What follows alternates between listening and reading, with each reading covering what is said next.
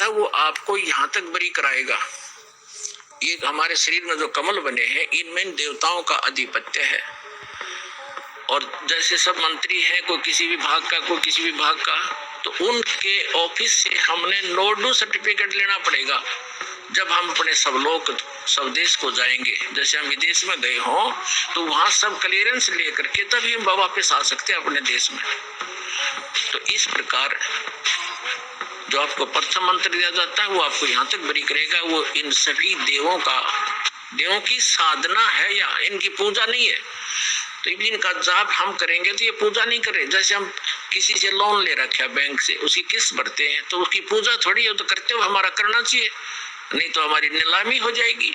हमने telephone card ले रखा है कनेक्शन और हम बिल नहीं भरेंगे तो बिल भर रहे थे क्या उसकी पूजा कर रहे हैं? हम अपना कर्तव्य निभा रहे हैं और हम उसका टैक्स देंगे तो हम आगे चलाएंगे। इसी प्रकार अन्य बिजली पानी गैस कनेक्शन के बारे में जाने। तो इसी प्रकार इन सभी देवों से हमें राहत मिलती है, लेकिन ये मिलती है इन मंत्रों से। जैसे आपको पहले भी बताया था ये इनके मूल मंत्र हैं। इनके अतिरिक्त कोई मंत्र और जाप किया जाता है ये कभी लाभ नहीं देंगे।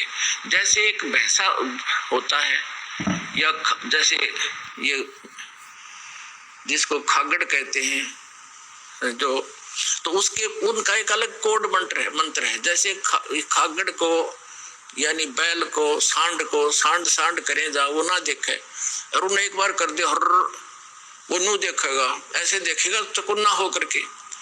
तो वो जो अलग से जो मंत्र उसका जो कोड वर्ड है वो है उसका असली मंत्र, उससे खिंच जाता है, उसके बस की बात नहीं होती। जैसे भैंसे ने कहा अगर हर, और वैसे उसको कहता जाए भैंसा ए भैंसा कति नहीं देखा वो, अरे एक बार ने कह दिया हर नू देखेगा पाछे मुड़ कर। तो ये जो हुर है इसका मूल मंत्र है, वो विवश है उसके। तो ये जो मंत्र है ये इन भगवानों के मूल मंत्र है, विवश है, इनके बस की बात नहीं। इस मंत्र से इनमें अवश्य गतिविधि होती है और तभी आपको तुरंत लाभ हो जाएगा।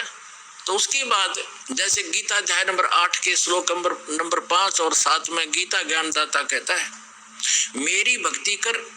8वें अध्याय के 13वें श्लोक में गीता में उसने अपना मंत्र बता दिया। तो मेरी भक्ति करेगा तो मुझे ही प्राप्त होगा बस, और ब्रह्मलोक में जाएगा। ब्रह्मलोक में गए हुए प्राणी भी वापस आते हैं। ये कंप्लीट नहीं हुआ, ये मोक्ष पूर्ण मोक्ष नहीं हुआ, क्योंकि गीता अध्याय नंबर 8 के श्लोक नंबर 16 में ये भी स्पष्ट कर दिया है कि ब्रह्मलोक में गए हुए प्राणी भी पुनरावृत्ति के अंदर है, जन्म मृत्यु होती है। 18वें अध्याय के 62वें श्लोक में 15वें अध्याय के 4थे श्लोक में स्पष्ट किया है कि अर्जुन तू सर्वभाव से उस परमेश्वर की शरण में जा, उसकी कृपा से तू परम शांति को और सनातन परम धाम को शाश्वत स्थान को प्राप्त होगा, जहां जाने के बाद साधक फिर लौटकर कभी संसार में नहीं आते। तो उसके लिए 8वें अध्याय के 8, 9, 10 में कहा है कि जो उस परमात्मा की परम अक्षर ब्रह्म की भक्ति करता है उस तत्वदर्शी संत से प्राप्त करके कंप्लीट स्पिरिचुअल ये भक्ति विधि, भक्ति मेथड, वर्शिप मेथड, तो फिर वो उस भक्ति के बल से, उस योग के बल से, योग माने भक्ति साधना के बल से उस परमात्मा को प्राप्त हो जाता है। तो यहाँ जो बात अभी तक अड़ी रही इन कबीर पंथियों के, ये कहते तो थे हम सतलोक सतपुरुष की कथा सुनाते थे, और ये न्यू के कहते हैं कि जो तुम अन्य जाप करते हो ना ये तो काल के जाप है। कोई बात हुई।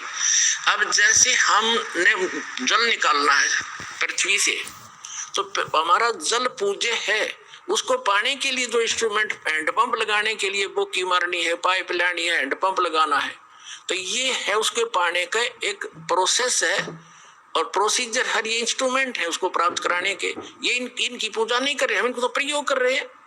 तो ये जितने मंत्र हैं ये इन भगवान उस परम उस पूज्य वस्तु को पाने के लिए हमारी साधना के शस्त्र हैं। शास्त्र ये शस्त्र हैं, हमारे मंत्र हैं।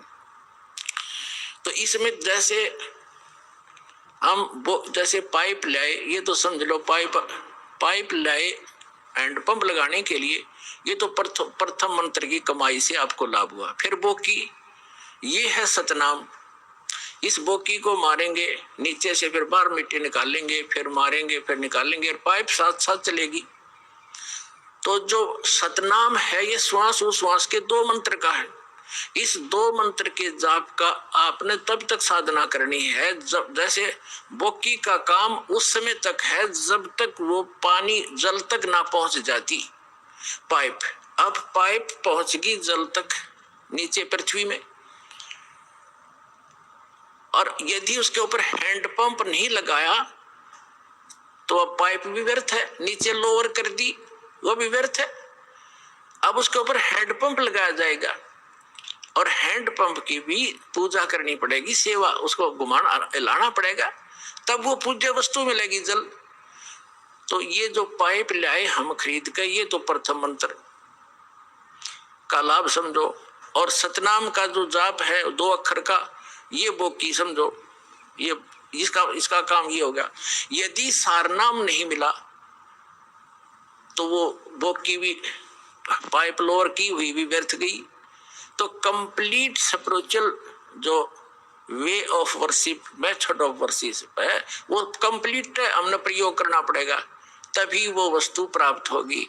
तो मूल जो सतनाम का जो 2 अक्षर का मंत्र है वो तो श्वास उश्वास से जाप करना है। उसने तो पाइप पहुंचा दी पानी के तक एंड उसका।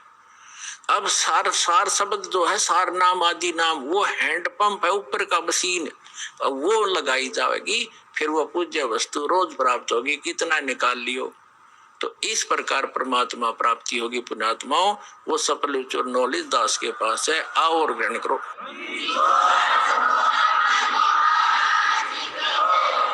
और अन्य पुस्तकों में, बाइबल में, जिसके अंदर 3 होली बुक जिल्द हैं, पवित्र तौरात, पवित्र जबूर और पवित्र इंजिल, उसमें और कुरान शरीफ में और पुराणों में ये कंप्लीट स्पिरिचुअल नॉलेज नहीं है। कंप्लीट स्पिरिचुअल नॉलेज जो सूक्ष्म वेद के अंदर है। जैसे मुसलमान भाई 5 वक्त की नमाज करते हैं और ईसाई भाई प्रार्थना करते हैं और हिंदू भाई नित्य नियम करते हैं, एक गीता का अध्याय कर लिया प्रतिदिन या वेद के 2-4 मंत्र डेली पढ़ लिए, ये तो केवल एक ज्ञान यज्ञ है। 5 यज्ञ होती हैं, एक यज्ञ से भी काम नहीं चलेगा। जैसे मुसलमान भाई क्या करते हैं, एक तो 5 वक्त की नमाज करते हैं या कुरान शरीफ का पाठ करते हैं, ये ज्ञान यज्ञ है। एक वे सजदा करते हैं, ये केवल प्रणाम यज्ञ है।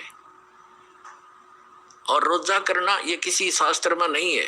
रोजे करना जो जैसे गीता अध्याय नंबर 6 के श्लोक नंबर 16 में लिखा है कि अर्जुन, ये योग न तो अधिक खाने वाले का और न बिल्कुल ना खाने वाले, नहीं रोजा रखना सुबह से लेकर शाम तक ना खावा, तो उसका ध्यान उस रोटियां पर आकर भगवान बना रहता। हमने खूब करके देख रहा क्या इस दास ने 25 वर्ष हनुमान जी के व्रत रखे थे, मंगलवार के, बचपन से लगा था 10-12 वर्ष का। अब सारा दिन व्रत रखना जरूरी, 12 बजे के बाद खाना खाना, तो 12 बजे तक रोटी याद रहा करती। हनुमान जी तो शाम ने रोटी खाए पाछे याद आया करता। खाना खाने के बाद दिल करा करता है हनुमान चालीसा कर लूं। तो जिसको कोई अभाव है किसी वस्तु का, वो भक्ति नहीं कर सकता। तो इस प्रकार ये जो व्रत हैं ये गीता जी में रिजेक्ट किए हैं कि ना तो घना खाने वाले का और ना बिल्कुल ना खाने वाले का और न ही घना जागने वाले का, लोग दिखा बैठा रहे, और ना ज्यादा सोने वाले का, ये कभी सफल नहीं होता। इसके लिए क्या बताया है कि प्रथम अंदल संयम राख है, योग युगत सब सतगुरु भाख है। सतगुरु बतावेगा ये सारी योग युक्ति। अंदल संयम करे, खाना खावे अवश्य खावे, इतना भी नहीं खावा दड़ी पक्का खा ले फिर अगड़ाई टूटे नींद आवे, और इतना भी नहीं खावे कि आंख मुछीरे कति कंडे में हो जा शरीर। रोटी खाओ अवश्य खाओ, ज्यादा नहीं खावे, जीने के लिए खावे, खाने के लिए नहीं जीवे, एक नियम है इसका। कहते सतगुरु बताएंगे ये सब योग युक्ति। अब जो प्रसंग चल रहा है कंप्लीट करते हैं इसको 2 मिनट के अंदर।